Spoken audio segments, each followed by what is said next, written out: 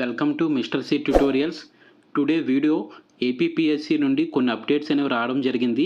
ఇది చాలా important updates. అదేవిధంగా రాబోయే నోటిఫికేషన్ సంబంధించి స్క్రీనింగ్ టెస్ట్ యొక్క సిలబస్ని కూడా వాళ్ళు రిలీజ్ చేయడం జరిగింది. వాటికి సంబంధించిన వివరాలు, ఏ నోటిఫికేషన్ రిలీజ్ అయింది, ఎన్ని పోస్టులతో నోటిఫికేషన్ అనేది ఇవ్వడం అనేది జరుగుతుంది, దానికి ఏ విధంగా సిలబస్ అనేది ఇచ్చారు అనేది ఈ వీడియోలో ఎక్స్ప్లెయిన్ చేయడం అనేది జరుగుతుంది. ఇంకా ఎవరైనా మన ఛానల్ సబ్స్క్రైబ్ చేయకపోయినట్టయితే సబ్స్క్రైబ్ చేయగలరు. ఈ వీడియో ఎవరికైతే అవసరమవుతుందో వాళ్ళకి షేర్ చేయగలరు. వీడియోలో ఫస్ట్ ఇంపార్టెంట్ అప్డేట్ ఏంటంటే ఏపీపీఎస్సీ నుండి వచ్చింది. షెడ్యూల్ క్యాట్స్ సంబంధించి సబ్ క్లాసిఫికేషన్ చేశారు కదా. ఎస్సీ కేటగిరీకి సంబంధించి గ్రూప్ 1, గ్రూప్ 2, గ్రూప్ 3 కింద 3 క్యాస్ట్ల కింద విడగొట్టారు కదా. వీటికి సంబంధించి మీ యొక్క ఓటీపీఆర్ ఐడి ఉంటుంది కదా. ఏపీపీఎస్సీకి సంబంధించి మీరు ఓటీపీఆర్ ఐడి అంటే ఏదైనా మనం ఎగ్జామ్కి అప్లై చేయాలంటే ఏపీపీఎస్సీలో మనకు ఒక ఐడి అనేది అవసరం అవుతుంది. దాన్ని మనం ఈపాటికి క్రియేట్ చేసుకొని ఉంటాము.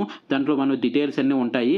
మనకి ఎడ్యుకేషన్ క్వాలిఫికేషన్ డీటెయిల్స్, మన క్యాస్ట్, మన యొక్క మొత్తం ఇన్ఫర్మేషన్ అంతా అందులోనే ఉంటుంది. దాంతోనే లాగిన్ అయ్యి ప్రతి నోటిఫికేషన్కి అప్లై చేయవచ్చు. ఎవరైనా కొత్త వాళ్ళు ఉంటే ఆ ఓటీపీఆర్ కూడా క్రియేట్ చేసుకున్న తర్వాత నోటిఫికేషన్స్ అనేవి అప్లై చేయాల్సి ఉంటుంది. సో ఈ ఓటీపీఆర్కి సంబంధించి ఎవరైతే ఎస్సీ కేటగిరీలో ఉంటారో వాళ్ళకి సంబంధించి గ్రూప్ 1, గ్రూప్ 2, గ్రూప్ 3 కింద విడగొట్టారు కాబట్టి ఆ యొక్క ఓటీపీఆర్లో మీరు అప్డేట్ చేయండి. ఎందుకంటే తర్వాత రాబోయే నోటిఫికేషన్స్కి మీరు ఎలిజిబుల్ కాబట్టి మీకు ఇది యూజ్ అవుతుంది అని చెప్పేసి ఇవ్వడం అయితే జరిగిందన్నమాట. దానికి సంబంధించి ఒక వెబ్ నోట్ అనేది ఈ యొక్క జూన్ 10th అనేది రిలీజ్ చేయడం, నిన్నటి రోజున ఈ యొక్క వెబ్ నోట్ రిలీజ్ చేయడం జరిగింది. సో మన మిత్రులు ఎవరైనా సరే ఎస్సీ గ్రూప్ 1, గ్రూప్ 2, గ్రూప్ 3లో ఉంటే వాళ్ళకి సంబంధించి ఓటీపీఆర్ని అప్డేట్ చేసుకోగలరు. ఇది ఫస్ట్ అప్డేట్కి సంబంధించింది. నెక్స్ట్ ఏమి ఇచ్చారంటే ఈ యొక్క పోస్టులకు సంబంధించి ఒక అప్డేట్ ఇవ్వడం అనేది జరిగింది. అది screening test in the offline mode. మీకు స్క్రీనింగ్ టెస్ట్ ఆఫ్లైన్ మోడ్లో జరుగుతుంది. ఏ పోస్టుల కంటే ఫారెస్ట్ బీట్ ఆఫీసర్కి, అసిస్టెంట్ బీట్ ఆఫీసర్ సంబంధించి విత్ వేకెన్సీస్తో సహా ఇచ్చారు.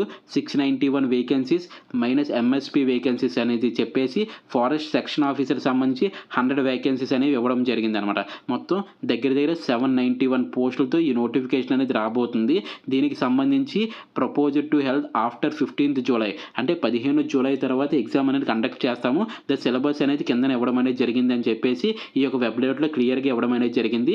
ఇది కూడా మనకి నిన్నటి రోజున ఈ అప్డేట్ అనేది రావడం అయితే జరిగింది. అయితే గుర్తుపెట్టుకోండి, forest beat officer, assistant beat officer దీనికి సంబంధించి 691 పోస్ట్స్, అదేవిధంగా ఫారెస్ట్ సెక్షన్ ఆఫీసర్ సంబంధించి 100 పోస్ట్స్, మొత్తం 791 పోస్టులకి నోటిఫికేషన్ రిలీజ్ చేస్తాము. స్క్రీనింగ్ టెస్ట్ ఆఫ్లైన్ మోడ్లో పెడతాము. అది కూడా 15 జూలై 2025 తర్వాత జరుగుతుంది అని చెప్పారు. అంటే చాలా త్వరగానే ఈ నోటిఫికేషన్ వచ్చేస్తుంది. అది కూడా ఎగ్జామ్ డేట్ ఇచ్చేస్తారు. అప్పుడు మాకు సిలబస్ ఇవ్వలేదు అని చెప్పకుండా ముందుగానే వీళ్ళు సిలబస్ ఎంత త్వరగా, అంటే ఈ సిలబస్ 2022లో నోటిఫికేషన్ యొక్క సిలబస్ ఇది. బట్ దాన్ని మళ్ళీ ఇప్పుడు ఒక నోట్ ద్వారా మీకు తెలియజేస్తూ జూలై 15 తర్వాత ఎగ్జామ్ కండక్ట్ చేస్తామని చెప్పేసి క్లియర్గా మెన్షన్ అయితే చేయడం అయితే జరిగింది. ఇది గమనించగలరు. అయితే ఈ యొక్క స్క్రీనింగ్ టెస్ట్ యొక్క సిలబస్ ఒకసారి చూద్దాం. ఎగ్జామ్ ప్యాటర్న్ ఏ విధంగా ఉందో ఒకసారి మీకు ఎక్స్ప్లెయిన్ చేయడం అయితే జరుగుతుంది.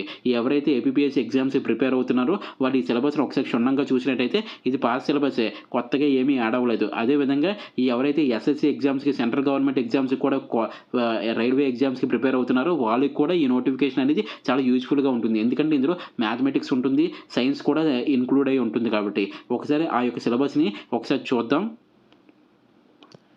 చాలా జాగ్రత్తగా చూడండి.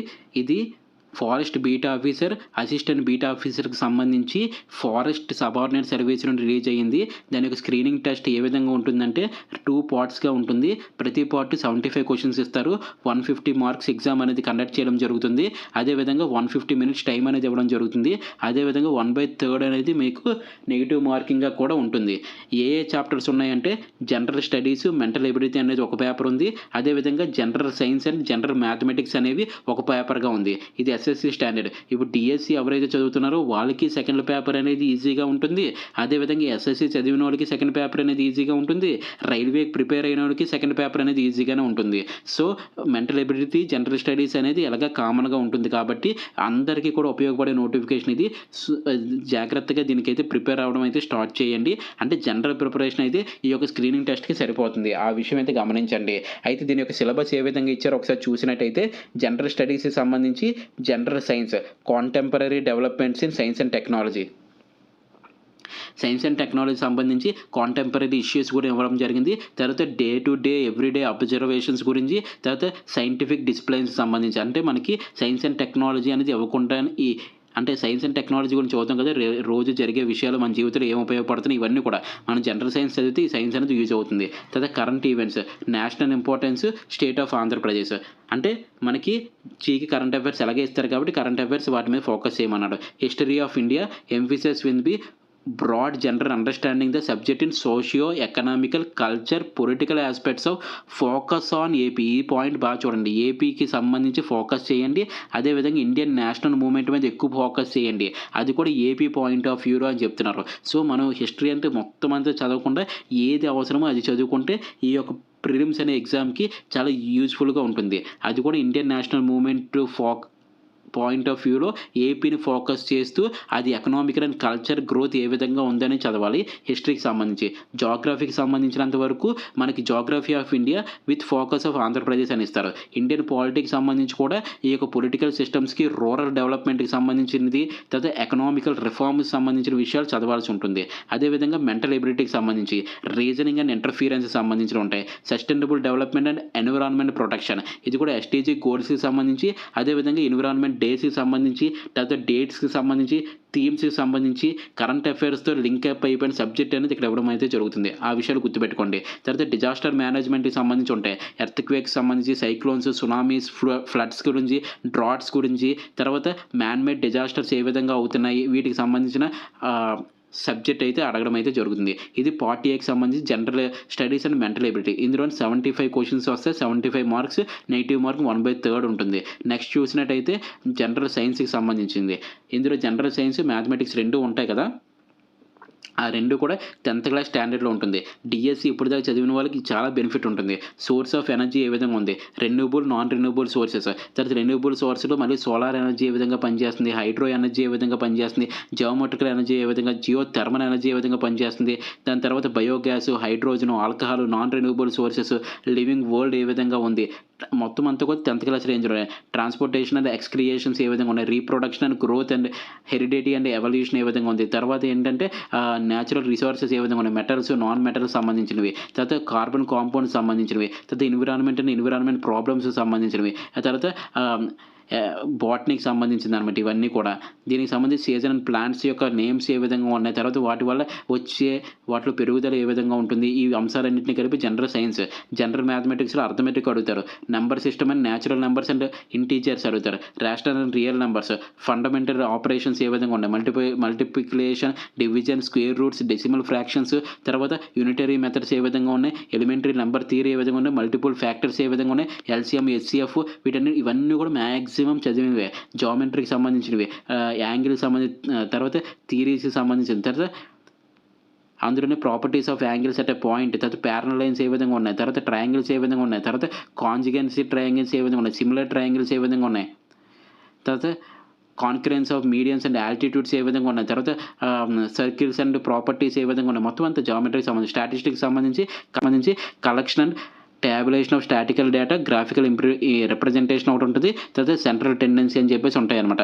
అందులోనే పాలిగాన్స్, తర్వాత బార్ చార్ట్స్, పై చార్ట్స్, హిస్టోగ్రామ్స్ ఇవన్నీ కూడా ఉండడం జరుగుతుంది. ఇవన్నీ కూడా జనరల్ మ్యాథ్స్కి సంబంధించినవి అనమాట ఇవన్నీ. దీంట్లో 75 మార్క్స్ వస్తాయి. సైన్స్, మ్యాథ్స్కి సంబంధించి 75 మార్క్స్ వస్తాయి. ఇవన్నీ కూడా ఎస్ఎస్సి రేంజ్లోనే ఉండడం జరుగుతుంది. ఈ పాటికి ప్రిపేర్ అయిన వాళ్ళు ఉన్నారు కాబట్టి ఈ పేపర్ వాళ్ళకి చాలా ఈజీగా ఉంటుంది. అదేవిధంగా జనరల్ స్టడీస్, మెంటల్ ఎబిలిటీ అనేది ఎప్పటి నుండి ప్రిపేర్ అవుతూ ఉంటారు కాబట్టి ఆ పేపర్ అనేది ఏపీపీఎస్సీకి పర్టికులర్గా ప్రిపేర్ అయిన వారికి ఆ పేపర్ ఈజీగా ఉంటుంది. అన్ని జనరల్ ఎగ్జామ్స్ రాసే వాళ్ళకి జనరల్ సైన్స్, అర్థమెటిక్ అనేది ఈజీగా ఉంటుంది. సో మిగిలిన ఇంకో పేపర్ని జాగ్రత్తగా చూసుకున్నట్టయితే స్క్రీనింగ్ టెస్ట్ అనేది ఈజీగా అవుతుంది. ఇప్పుడు ఈ ఉన్న ఏపీపీఎస్సీ పరిస్థితిలో రాయగానే ఎగ్జామ్ రిజల్ట్ అనేది వచ్చేస్తుంది, అందులో ఎటువంటి డౌటు లేదు. కాబట్టి స్క్రీనింగ్ టెస్ట్ అయినా చాలా తక్కువ కాలం రిజల్ట్ వచ్చేస్తుంది, మెయిన్స్ కూడా జరిగిపోతుంది. కాబట్టి ఇలాంటి నోటిఫికేషన్స్ని అస్సలు నోటిఫికేషన్ లేని టైంలో ఇలాంటి నోటిఫికేషన్కి ప్రిపేర్ అవ్వడం అనేది చాలా ఉత్తమమైన పని.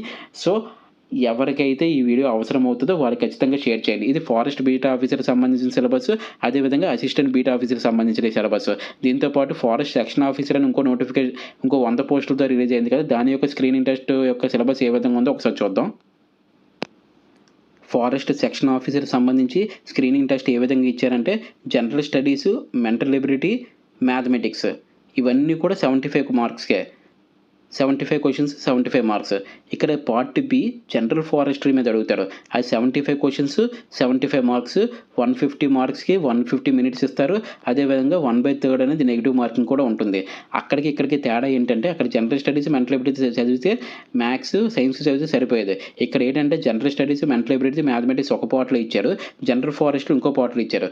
ఈ జనరల్ సైన్స్ ఎందుకు ఇవ్వాలో తెలుసా? జనరల్ ఫారెస్ట్రీలోనే జనరల్ సైన్స్ అనేది ఇన్క్లూడ్ అయి ఉంటుంది. ఒకసారి దాని యొక్క సిలబస్ ఒకసారి చూద్దాం.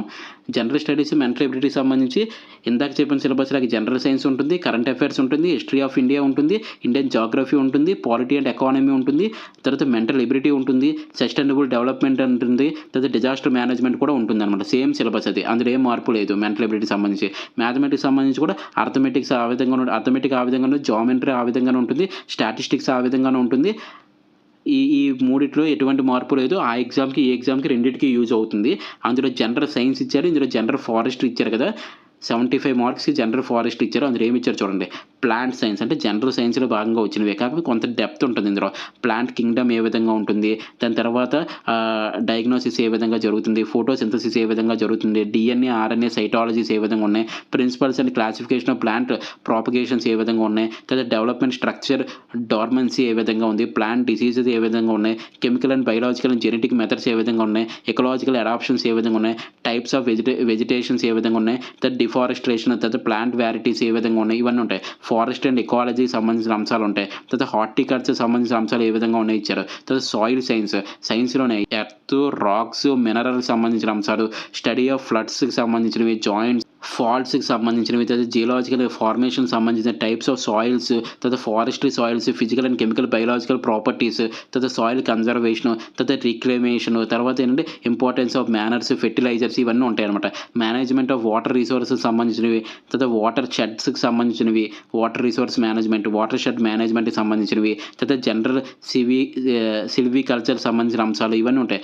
ఆగ్రో ఫారెస్ట్రీకి సంబంధించినవి, సోషల్ ఫారెస్ట్రీకి సంబంధించినవి, యానిమల్ హెల్త్ అండ్ న్యూట్రిషన్ సంబంధించి, ఎకనామికల్ జూలాజీకి సంబంధించి, ఫారెస్ట్ అడ్మినిస్ట్రేషన్ సంబంధించిన అంశాలు, తర్వాత remote sensing and forest working ప్లాన్కి సంబంధించి ఎన్విరాన్మెంటల్ సైన్స్. కొంచెం సిలబస్ ఎక్కువగా కనబడుతుంది, కానీ ఇది మెయిన్స్కి కూడా ఉపయోగపడుతుంది. ఈ సిలబస్ చదివితే renewable and non renewable resources సంబంధించిన అంశాలు ఇవి ఇవ్వడం జరిగింది. జనరల్ ఫారెస్ట్లో 75 క్వశ్చన్స్ ఇస్తారు, 75 మార్క్స్, 1/3 అనేది నెగిటివ్ మార్కింగ్ అయితే ఇవ్వడం జరుగుతుంది. ఈ 2 పేపర్స్ ఎవరైతే క్వాలిఫై అవుతారో, ఇప్పుడు మళ్ళీ చెప్తున్నాను, స్క్రీనింగ్ టెస్ట్ లాస్ట్ టైంలో 1:100 ఉండదు. 1:100 ఎప్పటికీ ఉండదు. ఇంకా మ్యాక్సిమం 1:12, 1:15 ఈ రేంజ్లోనే తీయడం అనేది జరుగుతుంది. సో స్క్రీనింగ్ టెస్ట్ అనేది అంత ఈజీగా ఉండదు, చాలా టఫ్గా ఉంటుంది. సో చదవాలి అనుకుంటున్న వారు ఖచ్చితంగా ప్రిపేర్ అవ్వండి దీనికి సంబంధించి. ఎందుకంటే ఎగ్జామ్ పెట్టడం, రిజల్ట్ అవ్వడం, మెయిన్స్ ఎగ్జామ్ కండక్ట్ చేయడమే ఒక థీమ్గా ఏపీపీఎస్సీ అయితే ముందుకెళ్తుంది. సో ఇలాంటి టైంలో వచ్చిన ఈ నోటిఫికేషన్ని మ్యాక్సిమం యూజ్ చేసుకోండి. నోటిఫికేషన్ అనేది రిలీజ్ అయినప్పుడు మీకు మొత్తం క్వాలిఫికేషన్తో మొత్తం అంత నోటిఫికేషన్ వస్తుంది. కానీ దానికంటే ముందు వీళ్ళు స్క్రీనింగ్ టెస్ట్ సిలబస్ అనేది ఒకసారి పెట్టి జూలై 15 తర్వాత ఎగ్జామ్ పెడతామని చెప్పేసి క్లియర్గా మెన్షన్ చేశారు. సో మళ్ళీ అక్కడ మాకు టైం కావాలి, టైం ఇవ్వండి అని అడగడానికి ఏమీ ఉండదు. మేము ముందే ఇచ్చాము, ముందే చదువుకొని ఉండాలని చెప్పి వాళ్ళు చెప్తారు. అది కూడా మనకు మంచిదే. ఇంకా టైం కావాలంటే అలా కొనసాగుతూనే ఉంటుంది. సో ఇవ్వడం మంచిదే. ఎవరైతే మేలుకుంటారో వాళ్ళకి ముందుకు వెళ్తూనే ఉంటుంది. ఇంకొక విషయం, ఇవి ఇలా రాగానే వెంటనే కోచింగ్ మొదలు పెట్టేస్తాయి. మా దగ్గర తీసుకోండి, ఇవి తక్కువ, ఎంత తక్కువ అనేసి. ఒక్కటి గుర్తుపెట్టుకోండి, మీరు చదవాలి అనుకుంటే ముందు సిలబస్ని పూర్తిగా అవగాహన చేసుకోండి.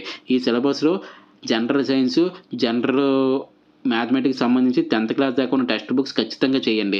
దాంతో ఆ సిలబస్ అనేది కంప్లీట్ అవుతుంది. అదేవిధంగా మిగిలిన బుక్స్కి సంబంధించి మీరు ఎంతవరకు గ్యాదర్ చేయగలరో అంతవరకు గ్యాదర్ చేయండి, స్క్రీనింగ్ టెస్ట్కి సంబంధించి. కాబట్టి జనరల్ ఫారెస్ట్రీకి సంబంధించి కూడా ఒక మంచి ఆథర్ రాసిన ఒక బుక్ని కానీ, అంటే మీకు అర్థం అవ్వకపోవడానికి విషయం అంటే ఏం లేదు. మీరు గ్రూప్స్ లాంటి ఎగ్జామ్ ప్రిపేర్ అవుతున్నారు అన్నప్పుడు ఈ విషయాలు చాలా ఈజీగా అర్థమవుతుంది. దీనికి మళ్ళీ కోచింగ్ పెట్టాల్సిన అంత అవసరం లేదు. మనం ఎవరిని కూడా తప్పు పట్టట్లేదు, కానీ ఒక అభ్యర్థిని దృష్టిలో పెట్టుకొని వాళ్ళు పెట్టే ఫీజు అనేవి మీరు కట్టగలరా లేదా అనేది ఆలోచించుకొని మీ నిర్ణయం తీసుకోండి. ఎందుకంటే దానివల్ల మీకు ఎంత బెనిఫిట్ ఉంటుందని నాకు తెలియదు. కానీ ఎందుకంటే ఇప్పుడు ఆల్రెడీ రికార్డ్ అయిన క్లాసెసే మళ్ళీ మీకు పెడతారు. మీరు ఆల్రెడీ ఇప్పటికే చదివి ఉన్నారు ఇదంతా కూడా. దీనికి మళ్ళీ చదవాల్సిన అవసరం అయితే లేదు. తర్వాత టెక్స్ట్ బుక్స్ అనేవి మీ దగ్గర జాగ్రత్తగా పెట్టుకొని 10th క్లాస్ వరకు ప్రిపేర్ అయితే అవే సరిపోతుంది. అయితే టెస్ట్ సిరీస్ మాత్రం తీసుకోండి. ఎందుకంటే మీరు ఎంతవరకు చదివారో మీకు తెలియాలి. కాబట్టి టెస్ట్ సిరీస్ అనేది తీసుకోవడానికి ట్రై చేయండి. మిగిలిన మాత్రం మీరే సొంతంగా నోట్స్ ప్రిపేర్ చేసుకోవడానికి అనే ఒక కాన్సెప్ట్తో ముందుకెళ్ళండి. ఇంకా టైం ఉంది కాబట్టి. ఇంకా దీనికి సంబంధించి ఏమైనా డౌట్స్ ఉంటే కింద కామెంట్ చేయండి. అదేవిధంగా మన ఛానల్ సబ్స్క్రైబ్ చేయకపోతే సబ్స్క్రైబ్ చేయండి. అవసరం ఉన్న వరకు షేర్ చేయండి. థ్యాంక్ యూ సో మచ్ అండి. జై హింద్.